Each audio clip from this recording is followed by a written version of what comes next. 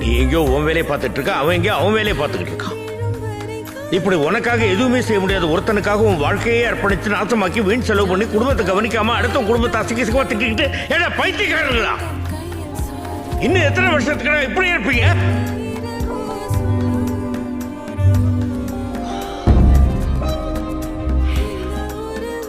நாம இப்படி இருக்கிறதுக்கு என்ன காரணம் தெரியுமா? அடிமத்தனம்.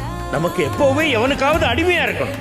முதல்ல ராஜாக்களுக்கு, அப்புறம் வெள்ளக்காரர்களுக்கு, இப்ப அரசியல் தலைவர், ஜாதி தலைவர், சினிமா ஹீரோஸ், கிரிக்கெட் பிளேயர், இப்படி எவனுக்காவது எவனை பத்தியாவது பெருமையா பேசி அவனை புகழ்ந்து அவனுக்காக சண்டை போட்டு கடைசி வரைக்கும் ஒரு அடிமை நாய் மாதிரி வாழணும். ஆனா அவனுக்கு நம்மள யாருன்னு கூட தெரியாது.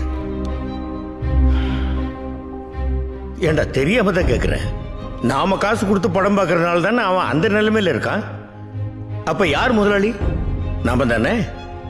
நாம வேகாத வெயில நின்றுட்டு இருப்போம், அவன் ஏசி கார்ல நாயை பக்கத்துல உட்கார வச்சு கட்டி பிடிச்சிக்கிட்டு உன்னை நாயை விட கேவலமா மதித்து பார்க்காத மாதிரி போய்கிட்டே இருப்பான்.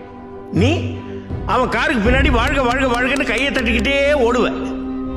ஏட்டா உப்பு போட்டு தானே சோறு திங்கிறீங்க? யோசிச்சு பாரு.